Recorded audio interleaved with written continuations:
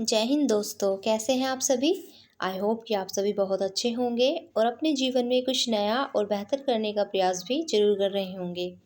तो आइए स्टार्ट करते हैं अपनी क्लास को अच्छे अच्छे क्वेश्चंस के साथ, जो आपको पेपर में देखने के लिए यहीं से मिलेंगे ऐसे ही क्वेश्चंस। तो स्टार्ट करते हैं। क्वेश्चन दिया है, थर्मामीटर में भरने के लिए पारा क्यों उपयुक्त है। देखिए, थर्मामीटर जिसे हम अपने शरीर के ताप को मापने के लिए यूज़ करते हैं, तो उसमें पारा भरा होता है। तो ये जो पारा इसमें भरा जाता है वो क्यों उपयुक्त होता है, हमसे ये पूछा है। तो क्योंकि ये कांच की दीवारों से नहीं चिपकता। पहली बात, जो पारा होता है ये कांच की दीवारों से नहीं चिपकता। दूसरा, ये देखने में चमकीला भी होता है और आसानी से इसको पढ़ा जा सकता है। और ये ताप का सुचालक होता है, इसलिए पारे को थर्मामीटर में भरा जाता है। नेक्स्ट है, वह कौन सा रासायनिक तत्व है जो प्रोटीन को चिन्हित करता है। तो सल्फर जो होता है ये प्रोटीन को चिन्हित करने का काम करता है। नेक्स्ट है, कौन सा जीव, ये जीव है यहाँ पर, कौन सा जीव मिट्टी की उर्वरता को बनाए रखता है। तो देखिए, जो केंचुआ होता है ये मिट्टी की उर्वरता को बनाए रखता है। केंचुए को किसानों का मित्र भी कहा जाता है, क्योंकि आपको पता होना चाहिए हमारे यहाँ पर जब खेती की जाती है, पहले खाद वगैरह तो ज़्यादा नहीं होते थे, तो उस टाइम पर केंचुए जो थे मिट्टी की उर्वरता को बनाए रखने का काम करते थे, और आज के टाइम में भी ये बहुत उपयोगी होते हैं कृषि कार्य के लिए। नेक्स्ट है, विश्व का सबसे बड़ा जहरीला सांप कौन सा है। तो रसलस वाइपर या रसेल वाइपर इसको कहा जाता है। ये विश्व का सबसे बड़ा जहरीला सांप है। आपको बताना है कि भारत में 4 वो कौन से सांप पाए जाते हैं जो जहरीले होते हैं। इसका जवाब आपको कमेंट में देना है। नेक्स्ट क्वेश्चन है, पौधों की आयु का मापन किसके द्वारा किया जाता है।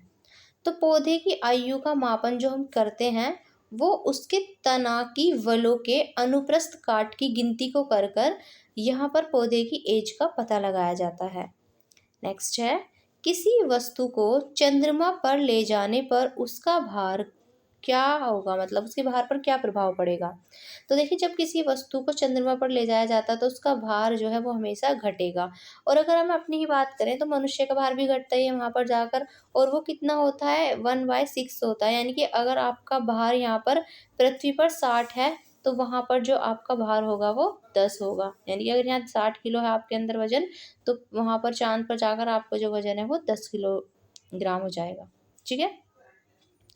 नेक्स्ट क्वेश्चन, सोडियम को जल में डालने पर कौन सी गैस निकलती है। देखिए, सोडियम यानी कि Na, और जब हम Na को जल यानी कि H2O के साथ डालते हैं तो यहाँ पर जो हमारी गैस निकलती है वो निकलती है हाइड्रोजन। क्लियर। नेक्स्ट है, वातावरण में कार्बन डाइऑक्साइड की बढ़ोतरी का कारण क्या है। देखिए, हमारे वातावरण के अंदर CO2 का लेवल बढ़ रहा है, जिसकी वजह से पृथ्वी के तापमान में भी वृद्धि हो रही है। तो कार्बन डाइऑक्साइड की बढ़ोतरी का कारण, इसके कारण से ही तापमान में वृद्धि हो रही है और इससे ग्लोबल वार्मिंग जो है वो बढ़ती जा रही है। नेक्स्ट क्वेश्चन है, जीवाश्म की आयु को निर्धारित करने के लिए कौन सी पद्धति का उपयोग किया जाता है। तो जीवाश्म की आयु निर्धारित करने के लिए C14 पद्धति का उपयोग किया जाता है। C14 पद्धति का यूज़ हम करते हैं जीवाश्म की आयु को मापने के लिए। नेक्स्ट क्वेश्चन है, धोने वाले सोडे का रासायनिक नाम क्या है। तो जो धोने वाला सोडा होता है उसका रासायनिक नाम होता है सोडियम कार्बोनेट। सोडियम कार्बोनेट का रासायनिक जो सूत्र होता है आपको वो बताना है कमेंट में क्या होता है। नेक्स्ट है, हाइपरमेट्रोपिया का क्या अर्थ है। देखिए, हाइपरमेट्रोपिया का अर्थ होता है दूरदृष्टि दोष, और दूरदृष्टि दोष में मनुष्य को साफ का तो सही नज़र नहीं आता, लेकिन दूर का सही नज़र आता है। इसी को कहते हैं हम हाइपरमेट्रोपिया, जिसमें हमें दूर का सही दिखाई देता है। नेक्स्ट है, किस अम्ल की उपस्थिति हमारे पेट में होती है। देखिए, हमारे पेट में जो भोजन का पाचन होता है उसके पाचन को करने के लिए हमारे शरीर में अम्ल होता है, और वो होता है हमारा हाइड्रोक्लोरिक अम्ल HCl। ये हमारे पेट के अंदर उपस्थित होता है हाइड्रोक्लोरिक अम्ल। नेक्स्ट क्वेश्चन देखते हैं, लार मिले हुए भोजन को क्या कहते हैं। तो लार मिले हुए भोजन को कहा जाता है बोलस। बोलस का मतलब होता है जो लार मिला हुआ भोजन है, उसे बोलस कहा जाता है।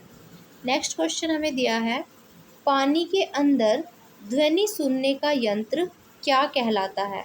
तो पानी के अंदर ध्वनि सुनने का जो यंत्र होता है उसको कहा जाता है हाइड्रोफोन। हाइड्रोफोन जो होता है ये क्या करता है, इससे हम पानी के अंदर की ध्वनि को सुन सकते हैं। नेक्स्ट क्वेश्चन देखेंगे, हाइड्रोजन से भरा गुब्बारा ऊपर जाकर क्यों फट जाता है?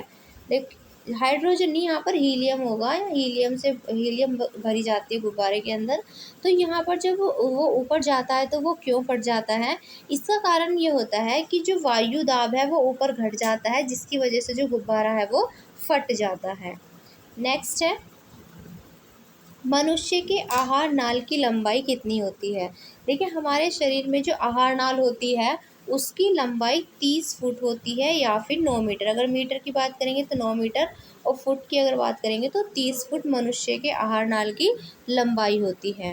नेक्स्ट क्वेश्चन देखेंगे, हमारे शरीर की सबसे बड़ी पाचक ग्रंथि कौन सी है?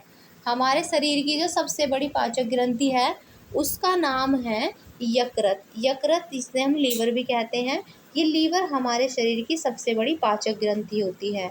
नेक्स्ट क्वेश्चन है, लार में कौन से एंजाइम पाए जाते हैं? तो अगर हम बात करें लार की, तो लार में दो मुख्य एंजाइम पाए जाते हैं, जिनमें एक है टाइलिन और दूसरा है लाइसोजाइम। देखिए, हमारे शरीर के अंदर जब हम अपने भोजन खाते हैं तो भोजन हम मुंह में देते हैं, तो उसमें जो हमारी लार मिक्स हो जाती है, उस लार मिले हुए भोजन को ही हम बोलस कहते हैं, जो हमने अभी देखा। और इसमें जो टाइलिन है ये क्या करता है, तो टाइलिन जो हमारे लार के अंदर होता है, जब ये खाने के साथ मिलता है तो जो हमारे जो भोजन में जो स्टार्च होता है, इस स्टार्च को ये बदल देता है माल्टोज में या डाइसैक्राइड में, और या फिर कह सकते हैं माल्टोज में, ये इसको बदल देता है। और उसके बाद ये जो लाइसोजाइम होता है, ये लाइसोजाइम क्या काम करता है, तो ये हमारे मुख के अंदर जो लार के में जब हम लार जो हमारे खाने के अंदर मिल जाती है, तो उसमें जो जीवाणु होते हैं ये उनको मारने का या ख़त्म करने का काम करता है, छोटे छोटे बैक्टीरियाज को, लाइसोजाइम। ठीक है, फिर इसके बाद जो हमारा खाना है वो मुख द्वार से कहाँ चला जाता है, फिर हमारी ग्रास नली में चला जाता है।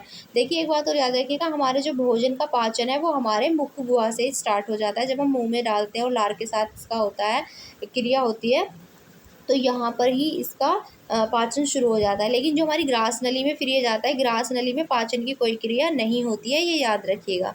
इसके बाद फिर नीचे जाता है मांसपेशियों में, फिर छोटी आंत में, फिर बड़ी आंत में। तो ये इसका प्रोसीजर होता है पूरा। नेक्स्ट क्वेश्चन देखेंगे, मनुष्य के शरीर की सबसे छोटी तथा सबसे बड़ी हड्डी कौन सी है? देखिए, मनुष्य के शरीर की सबसे छोटी हड्डी जो कि कान में पाई जाती है, इसका नाम है स्टेपीज। ये हमारे कान में पाई जाती है। तथा जो सबसे बड़ी हड्डी होती है उसका नाम है फीमर, जो कि जांघ में पाई जाती है। नेक्स्ट है, कार्य करने में मानव शरीर के द्वारा उपयुक्त ऊर्जा कौन सी होती है?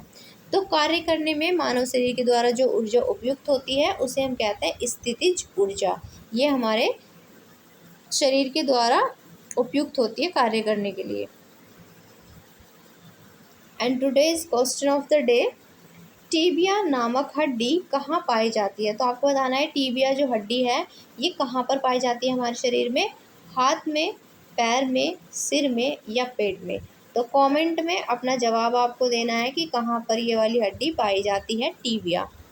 ठीक है, आज की क्लास में इतने क्वेश्चंस रखते हैं, और पीडीएफ आपको टेलीग्राम पे मिल जाएगी। आपको टेलीग्राम लिंक डिस्क्रिप्शन में मिल जाएगा, वहाँ से आप टेलीग्राम को ज्वाइन कर सकते हैं और फ्री ऑफ कॉस्ट ये पीडीएफ पढ़ सकते हैं, जहाँ से आप अच्छे से इस क्लास को और भी समझ पाएंगे।